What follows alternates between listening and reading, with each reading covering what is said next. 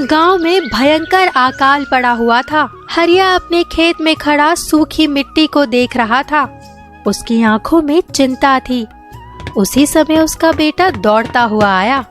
बाबा, बारिश कब आएगी? खेत में कुछ उग ही नहीं रहा।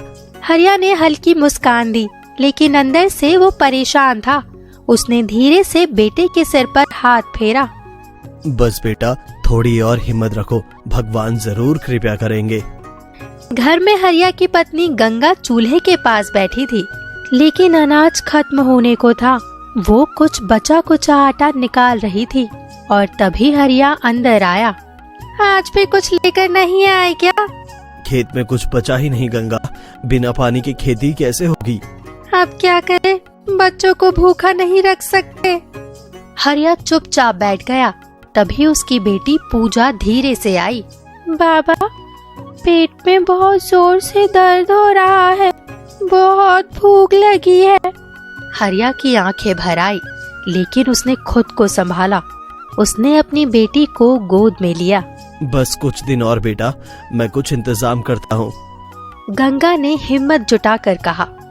शहर चलो जी, वहाँ कुछ काम मिलेगा, नहीं तो हम सब भूखे ही मर जाएंगे। हरिया ने सिर हिलाया और दृढ़ स्वर में कहा। गंगा, ये धरती मेरी माँ है, इसे छोड़कर कहीं नहीं जाऊंगा। तो क्या भूखे मर जाए? बच्चों का हाल देख रहे हो ना। मैं जमींदार से कुछ पैसे उधार लेकर आता हूँ, उससे राशन ले आऊंगा और अनाज उगते ही कर्ज चुका दूंगा। गंगा कुछ नहीं बोल पाई। हरिया उठकर जमींदार कालीदास की हवेली की ओर चल पड़ा। कालीदास एक लालची इंसान था, जिसके पास बहुत जमीन और अनाज का भंडार था। हरिया ने हवेली के दरवाजे पर दस्तक दी। नौकर ने अंदर झांका और रूखे स्वर में पूछा, क्या काम है? मालिक से मिलना है। नौकर ने उसे ऊपर से नीचे तक देखा और फिर अंदर जाकर जमींदार को बताया। सेठ जी, बाहर एक व्यक्ति आया है, वो आपसे मिलना चाहता है। कालीदास ठाठ से बैठा पान चबा रहा था। उसने उंगलियों से इशारा किया। नौकर वापस आया। चल अंदर। हरिया अंदर पहुंचा। कालीदास आराम से गद्दी पर बैठा था। अरे हरिया, तू यहाँ क्या लेने आया है? मालिक, कुछ पैसे उधार दे दीजिए, बस थोड़ा अनाज खरीद लूंगा, फसल होते ही लौटा दूंगा। कालीदास हंस पड़ा और तिरस्कार भरी नजरों से बोला, उधार? तेरे पास देने को क्या है? खेत तो सूखा पड़ा है, पैसा कहाँ से लाएगा? हरिया की आंखें भर आई। उसने हाथ जोड़कर कहा, मालिक, मेरे बच्चे भूखे हैं, सिर्फ कुछ अनाज दे दीजिए, मैं मेहनत करके चुका दूंगा। कालीदास गुस्से से बोला, मुक्त खोरी की आदत मत डाल। अगर कर्ज चाहिए तो अपनी जमीन मेरे नाम कर दे, फिर सोचूंगा। हरिया चौंक गया। उसने कोई जवाब नहीं दिया और भारी कदमों से हवेली से बाहर निकल गया। कालीदास उसे जाते हुए देख हंसा और अपनी गद्दी पर आराम से बैठ गया। फिर उसने अपने नौकरों की ओर देखा और ठहाका लगाया। देखो इस हरिया को, कैसे गिड़गिड़ा रहा है। ऐसे ही आएंगे सब, एक एक करके। नौकर भी हंसने लगे। कालीदास ने पान चबाते हुए अपने मुंशी गिरधर से कहा, गांव में अब भूख हावी हो रही है, सब मजबूर हो रहे हैं, ये अच्छा मौका है सबकी जमीन हथियाने का। मालिक, अगर लोग बगावत कर दे तो? बगावत? भूखे लोग बगावत नहीं करते, मित्रता करते हैं, और अगर कोई अकड़ दिखाए तो उसके घर वाले खुद उसे घुटनों पर ला देंगे। कालीदास उठा और अपनी हवेली की खिड़की से गांव की ओर देखा। खेत सूखे पड़े थे, किसान बेहाल घूम रहे थे। उसने मुस्कुराकर अपने नौकर से कहा, सुन बे, कल से अनाज की कीमत दोगुनी कर दो, कोई भी बिना गिरवी रखे अनाज नहीं खरीदेगा। लेकिन मालिक, गरीबों के पास देने को कुछ बचा ही नहीं है। कालीदास ठहाका मारकर हंसा। यही तो मैं चाहता हूँ, जब उनके पास कुछ नहीं रहेगा तो वो खुद मेरे दरवाजे पर आकर घुटने पर गिर जाएंगे। गिरधर सिर हिलाता हुआ बोला, मालिक, अगर कोई देने को तैयार ना हुआ तो? कालीदास ने आंखें घुमाई और कुटिल मुस्कान के साथ कहा, तो उनका सब कुछ छीन लो, पहले जमीन, फिर घर, और फिर अगर जरूरत पड़ी तो उन्हें अपनी ही जमीन पर मजदूर बना दूंगा।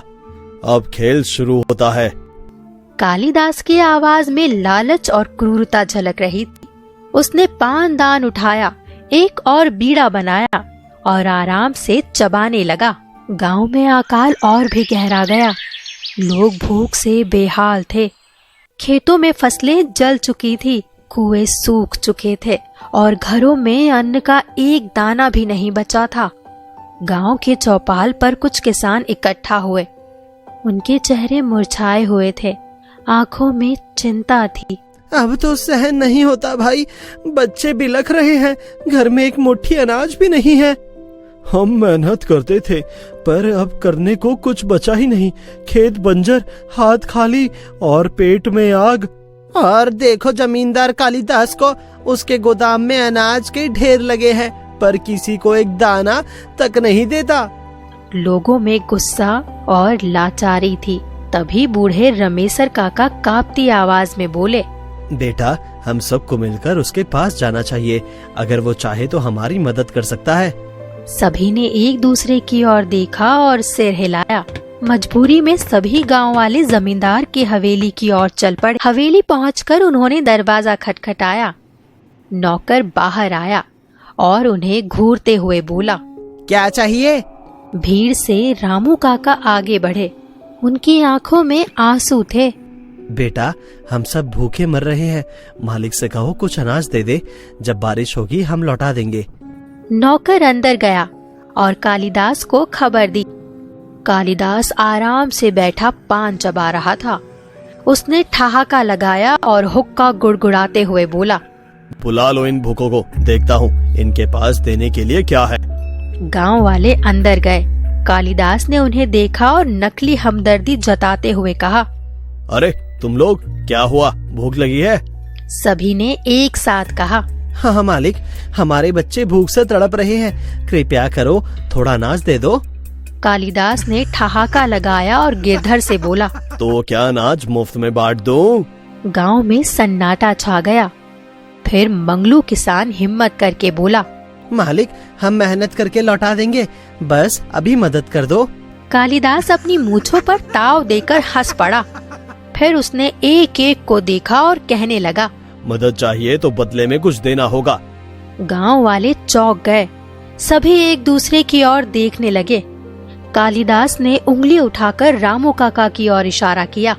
रामू, तुम्हारे पास तो 2 बैल है ना, एक दे दो तब मिलेगा अनाज। रामू काका सकते में आ गए। उनके चेहरे का रंग उड़ गया। मालिक, वो बैल तो मेरे बेटे जैसे हैं, उनके बिना खेती कैसे होगी? तो भूख से मरने के लिए तैयार हो जा। रामू काका रोने लगे। फिर मजबूरी में सिर झुका लिया। उन्होंने एक बैल देने की हामी भर दी। फिर कालिदास ने रघु की ओर देखा। रघु, तेरी बेटी की शादी होने वाली थी ना, तेरी बीवी ने जो सोने की बालियां पहनी है वही दे दे। रघु की पत्नी ने झट से अपने कानों को पकड़ लिया। उसकी आंखों में डर था। रघु गिड़गिड़ाने लगा, मालिक, ये मेरी बेटी की शादी के लिए रखी है। तो तय कर ले, शादी बचानी है या जान। रघु ने रोते हुए अपनी पत्नी की बालियां उतारी और कालिदास के आगे रख दी। इसी तरह हर गांव वाले से कालिदास ने कुछ न कुछ लिया। किसी की जमीन का हिस्सा, तो किसी की गाय, तो किसी की मेहनत का सामान। सभी रोते बिलखते वहां से निकले। गांव की चौपाल पर सब इकट्ठा हुए। हमसे सब कुछ छीन लिया इस जमींदार ने। इतना अनाज होते हुए भी हमारी मदद नहीं करता। बिल्कुल, जो कुछ भी लेकर गए वो हमसे छीन लिया। ये इंसान नहीं, शैतान है। अब क्या करें, जब कुछ बचेगा ही नहीं तो जिएंगे कैसे? तभी रामू काका आंसू पोंछते हुए बोले, हमें कुछ करना होगा, नहीं तो एक एक करके हम सबकी जमीन, घर, जानवर सब चले जाएंगे। हमने हमेशा मेहनत की, कभी किसी का बुरा नहीं किया, फिर भी आज हमें ये दिन देखने पड़ रहे हैं। लेकिन जमींदार, उसने सिर्फ हमसे छीना है, कभी किसी की मदद नहीं की। गुस्से और आंसुओं में डूबी रमेसर काका की आवाज गूंजी, भगवान सब देखता है। जमींदार को हमारी तकलीफें नहीं दिखती, लेकिन भगवान की लाठी में आवाज नहीं होती। गांव वालों की आंखों में आंसू थे, लेकिन उनके दिलों में आक्रोश भी था। तभी मंगलू किसान मुट्ठी भींचते हुए आगे बढ़ा और आसमान की ओर देखते हुए बोला, हे ऊपर वाले, अगर तेरी अदालत में इंसाफ है तो इस जमींदार को उसकी करनी की सजा जरूर देना। जिस तरह इसने हमें भूखा मारा, खुद भी भूख से तड़पे। रामू काका कांपती हुई आवाज में बोले, इसने जो हक छीना उसे खोने का दर्द इसे भी महसूस हो। जिस दौलत पर ये घमंड करता है वही एक दिन इसे अकेला छोड़ दे। गांव वालों की बद्दुआ की गूंज हवेली की दीवारों तक पहुंची, लेकिन कालिदास अपने ठाठ में बैठा पान चबा रहा था। उसे यकीन था कि उसका धन और ताकत हमेशा उसके साथ रहेंगे, लेकिन शायद किस्मत को कुछ और ही मंजूर था। रात का सन्नाटा था। कालिदास बार बार करहा रहा था। उसकी सांसें तेज तेज चल रही थी। उसकी पत्नी विमला ने कांपते हाथों से उसका माथा छुआ। बुखार से तप रहा था। वो घबरा कर उठी और तेजी से पास रखे टेलीफोन की ओर भागी। डॉक्टर बाबू जल्दी आइए, मेरे पति की हालत बहुत खराब हो रही है। फोन की दूसरी तरफ से डॉक्टर की नींद में डूबी आवाज आई। इतनी रात को क्या हुआ जमींदार साहब को? उनका शरीर पूरी तरह कांप रहा है, बुखार से जल रहे हैं, सांस भी ठीक से नहीं ले पा रहे हैं। मैं बहुत डर गई हूँ।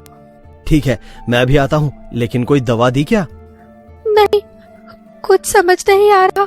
आप जल्दी आइए, मैं अकेले कुछ नहीं कर सकती। पानी पिलाइए और सिर पर गीला कपड़ा रखिए, मैं निकल रहा हूँ। फोन कट गया। विमला तेजी से कालिदास के पास लौटी। उसने गीला कपड़ा लिया और उसके माथे पर रखा। कालिदास करहाते हुए धीरे धीरे बड़बड़ाने लगा। मुझे कुछ नहीं होगा, मैं अमीर आदमी हूँ, मेरे पास सब कुछ है। विमला की आंखों में आंसू आ गए। वो उसके हाथों को थामते हुए रो पड़ी। किसी की बद्दुआ लगी है आपको, गरीबों का हक छीना। अब देखो, तुम्हारे पास दौलत है, लेकिन तुम एक सांस तक के लिए तरस रहे हो। इतने में बाहर से आवाज आई। डॉक्टर अपनी बैग लिए अंदर आया। उसने बिना कोई देर किए कालिदास की नब्ज टटोली। उसका चेहरा गंभीर हो गया। विमला उम्मीद भरी नजरों से डॉक्टर को देख रही थी। बहुत कमजोर हो चुके हैं, बुखार बहुत तेज है, इलाज लंबा चलेगा। पर डॉक्टर की बात अधूरी रह गई। विमला घबरा गई। पर क्या डॉक्टर बाबू? अगर सेहत का ध्यान नहीं रखा गया तो जान को भी खतरा हो सकता है। कालिदास की आंखें चौड़ी हो गई। उसने मुश्किल से डॉक्टर की ओर देखा। उसकी आवाज कांप रही थी, लेकिन घमंड अभी भी बाकी था। बकवास मत करो, मेरे पास पैसा है, मुझे ठीक कर दो। डॉक्टर ने कालिदास की हालत देखकर सिर झुका लिया। मालिक, दौलत बहुत कुछ खरीद सकती है, पर सेहत नहीं, और जिंदगी तो बिल्कुल भी नहीं। डॉक्टर दवा देकर चला गया। विमला आंखों में आंसू लिए कालिदास की ओर झुकी। उसने उसके माथे पर हाथ रखा। देख रहे हो जी, तुम्हारे पास सब कुछ है, पर ये बीमारी तुम्हारे सोने चांदी से ठीक नहीं होगी। गांव वालों की बद्दुआ लगी है तुम्हें। कालिदास ने झुंझलाकर उसका हाथ झटक दिया। उसकी आवाज अभी भी सख्त थी। चुप रह, मैं किसी की दुआ बद्दुआ में विश्वास नहीं करता, ये सब बकवास है। बकवास? जब लोग भूख से मर रहे थे, तुमने किसी को एक दाना तक नहीं दिया, सबकी चीजें हड़प ली। भगवान सब देखता है। कालिदास करवट बदलकर खांसने लगा, लेकिन उसकी आंखों में अभी भी वही अकड़ थी। बाहर तेज हवा चलने लगी। तभी हवेली के दरवाजे पर एक कमजोर सा बूढ़ा भिखारी आया। उसके कपड़े फटे हुए थे, शरीर हड्डियों का ढांचा था। उसने कांपती आवाज में पुकारा, कोई है? भगवान के नाम पर 2 निवाले दे दो, कई दिनों से भूखा हूँ। विमला उठी, लेकिन कालिदास ने उसे रोक दिया। कोई रोटी नहीं है, भाग यहाँ से। भिखारी ने सूनी आंखों से कालिदास को देखा और फीकी हंसी हंसा। रोटी नहीं है? तेरे गोदाम भरे पड़े हैं, पर तेरे दिल में जगह नहीं है। कालिदास ने करवट बदली। भिखारी की बात अनसुनी कर दी, लेकिन भिखारी आगे बढ़ा और दरवाजे पर खड़ा होकर बोला, सुन लो जमींदार, जो धन धन तुम हर वक्त करते हो ना, एक दिन ऐसा आएगा कि तुम्हारे पास धन तो होगा, पर जिससे तुम प्रेम करते हो वो तुम्हारे पास नहीं रहेगा। विमला सिहर गई। कालिदास भी कुछ पल के लिए स्तब्ध रह गया। लेकिन फिर गुस्से से चीख पड़ा। चुप कर, भाग यहाँ से, नहीं तो नौकरों से धक्का देकर बाहर निकलवा दूंगा। भिखारी ने एक गहरी सांस ली।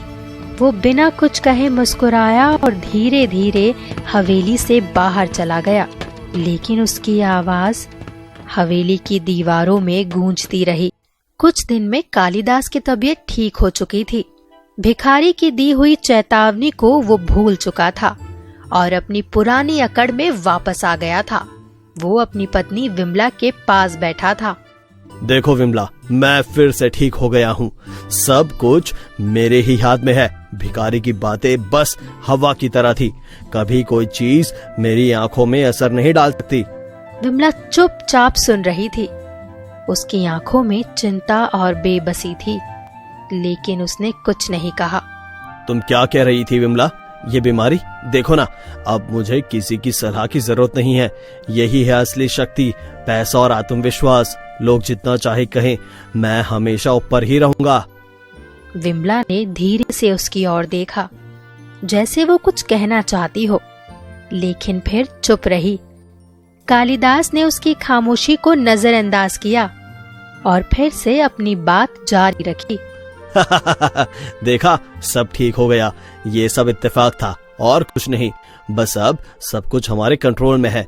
अब कोई मुझे रोक नहीं सकता। आप ठीक हो गए हो जी, लेकिन क्या ये समझ पाए हो कि ताकत सिर्फ बाहर ही नहीं होती, अंदर से भी होती है। तुम अभी भी यही सब बातें कर रही हो। तुम नहीं समझोगी विमला, ये दुनिया ताकत से चलती है और मैं तो अब सबसे ऊपर हूँ। विमला ने सिर झुका लिया और चुप हो गई। उसकी खामोशी कालिदास के शब्दों से अधिक असरदार थी। कालिदास अपनी अकड़ में मगन रहा।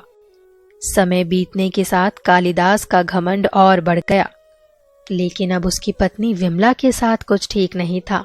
एक दिन अचानक विमला के पेट में तेज दर्द हुआ। विमला, क्या हुआ? तुम्हें क्या हो गया? ये दर्द कैसा है? पेट में बहुत तेज दर्द हो रहा है जी। मुझे लगता है ये 1 महीने से हो रहा है। तुम कहाँ दर्द महसूस कर रही हो?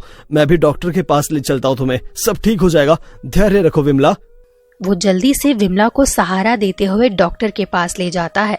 डॉक्टर के क्लिनिक में पहुंचने पर कालिदास बहुत चिंतित और परेशान दिखाई देता है। डॉक्टर साहब, मेरी पत्नी को बहुत तकलीफ हो रही है। वो बहुत दर्द में है। क्या आप कुछ कर सकते हैं? कालिदास, ये तो एक गंभीर स्थिति है। हमें तुरंत कुछ टेस्ट करने होंगे, लेकिन ये लग रहा है कि ये कोई बड़ी बीमारी हो सकती है। क्या? लेकिन डॉक्टर, मेरी पत्नी को कुछ नहीं होना चाहिए। मुझे नहीं पता क्या करूं। ये दर्द बहुत बढ़ गया है। डॉक्टर विमला का और परीक्षण करता है और कालिदास अब पूरी तरह से घबराया हुआ और परेशान हो चुका है। कालिदास, मुझे खेद है, लेकिन हमें जल्द ही इलाज शुरू करना होगा। ये बीमारी तेजी से बढ़ रही है और इसे ठीक करना बहुत मुश्किल है। मुझे परवाह नहीं है, मेरी पत्नी को ठीक कर दीजिए। डॉक्टर सिर झुकाकर चुपचाप अपनी जगह पर खड़ा था। उसने धीरे से कालिदास से कहा, जितना हो सकता है मैं इलाज करूंगा, लेकिन मैं सच बोल रहा हूँ, ये बीमारी अब ठीक नहीं हो सकती। 2-3 महीनों तक विमला का इलाज चलता रहा, लेकिन उसकी हालत दिन ब दिन और गंभीर होती चली गई। वो बिस्तर से उठने में असमर्थ हो गई और कालिदास का चेहरा दिन ब दिन फीका पड़ता गया। कालिदास अब पूरी तरह से टूट चुका था। अब आपको समझ में आ गया, मुझे तो तुम कभी समझ नहीं पाए। कालिदास की आंखों में आंसू थे और उसने विमला का हाथ और कसकर थामा। मुझे माफ कर दो विमला, मुझे बहुत पछतावा हो रहा है। मैं बहुत गलत था, लेकिन मैं तुम्हें बचा लूंगा। आप क्या सच में मुझे बचा पाओगे? तुम्हें कुछ नहीं होगा विमला, मेरे पास पैसा है। तुम्हारी बीमारी का इलाज करवा लूंगा, सब ठीक हो जाएगा। आप सारी जिंदगी सिर्फ दौलत के पीछे दौड़े हैं, कभी किसी का दर्द महसूस नहीं हुआ आपको। अब क्या फायदा इस दौलत का? जब तक मेरा दिल धड़क रहा था तुम मुझे कभी समझे नहीं, और अब जब मैं जा रही हूँ तो तुम्हें मेरी याद आएगी। तुम मुझे छोड़कर नहीं जा सकती विमला। मैंने सब कुछ किया है, तुम नहीं जा सकती। लेकिन विमला का शरीर अब और कमजोर हो चुका था। उसकी सांसें और भी कठिन हो गई और धीरे धीरे उसकी आंखें बंद होने लगी। काश तुमने मुझे कभी समझा होता। अब तुम अकेले रहोगे।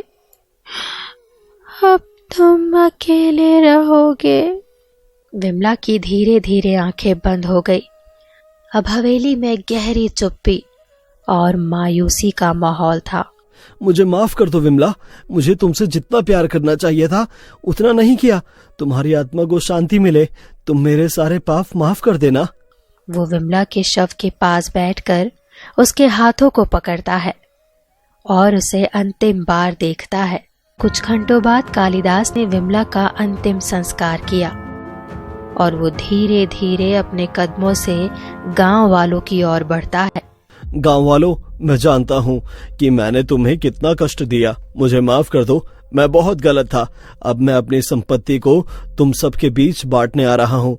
तुमने हमेशा मुझे अपने दुखों में शामिल नहीं किया, लेकिन अब मैं समझता हूँ कि क्या सही है और क्या गलत। गांव वाले चुपचाप उसे देख रहे होते हैं। उनके चेहरे पर पहले जो डर और घृणा थी, अब वो धीरे धीरे पिघलने लगती है। क्या ये सच है कालिदास? तुम हमें अपनी संपत्ति दे रहे हो? हाँ, अब मैं जान चुका हूँ कि सच्ची संपत्ति वही है जो हम एक दूसरे में बांटते हैं। मैंने अपनी सारी दौलत पर गर्व किया था, लेकिन मुझे ये समझ में आ गया है कि असली खुशी दूसरों की मदद करने में मिलती है। अब जो कुछ भी मेरे पास है वो तुम्हारा है। हम सभी ने हमेशा आपके बारे में बुरा सोचा था, लेकिन अब आपका एक कदम हमारे लिए एक बड़ा तोहफा है। हम उम्मीद नहीं कर रहे थे कि आप कभी ऐसा करेंगे। मुझे भी नहीं लगता था कि मैं कभी ऐसा करूंगा। अब मुझे समझ में आ गया है कि जिंदगी का असली उद्देश्य क्या है। मैंने तुम्हारे साथ क्या किया इस पर मुझे शर्म आती है, लेकिन अब मैं जो कुछ भी कर सकता हूँ वो तुम्हारे लिए ही होगा। कालिदास ने गांव वालों के बीच अपनी सारी संपत्ति बांट दी। उसने अपने पुराने किले जैसे घर को छोड़कर एक साधारण सा जीवन शुरू किया। अब उसे मालूम था कि असली संपत्ति वही है जो दिलों में बसी होती है, ना कि भरा हुआ गोदाम। पहले जिस गांव में अकाल, भूख और गरीबी का साया था, अब कालिदास की मदद से धीरे धीरे प्रगति का सूरज चमकने लगा। कालिदास जी, अब हमें किसी बात की कमी नहीं है। हमारी जिंदगी अब बेहतर हो रही है। खाने के लिए पर्याप्त अनाज है और हमें कोई दिक्कत नहीं हो रही। गांव में फिर से खुशियां लौट आई थी। कुछ दिनों में बारिश भी हुई, जिससे खेतों में हरियाली छा गई और समय था गांव में समृद्धि का। क्योंकि जब खेत हरे भरे होते थे तो वहाँ की हवा भी ताजगी से भर जाती थी। लोग एक दूसरे के साथ खुशी से काम करते और एक दूसरे की मदद करते हुए खेतों में काम करते थे। देखो, अब हमारी मेहनत रंग लाई है। बारिश ने हमारी मुश्किलें दूर की है। अब हम सब मिलकर और भी अच्छा काम करेंगे ताकि हमारा गांव फिर से समृद्ध हो जाए। अब सब कुछ बदल चुका है। हमारी मेहनत अब हमें फल दे रही है और हम खुशी से जी रहे हैं। पहले कभी ऐसा महसूस नहीं हुआ। कालिदास ने न केवल गांव वालों की जिंदगी बदली, बल्कि अपनी खुद की भी बदली। वो अब जानता था कि जो संपत्ति असली होती है वो दिलों में रहती है। इस कहानी से हमें ये शिक्षा मिलती है कि लालच और संग्रह करने से कभी सच्ची संतुष्टि नहीं मिलती। असली खुशी दूसरों की मदद करने में ही होती है।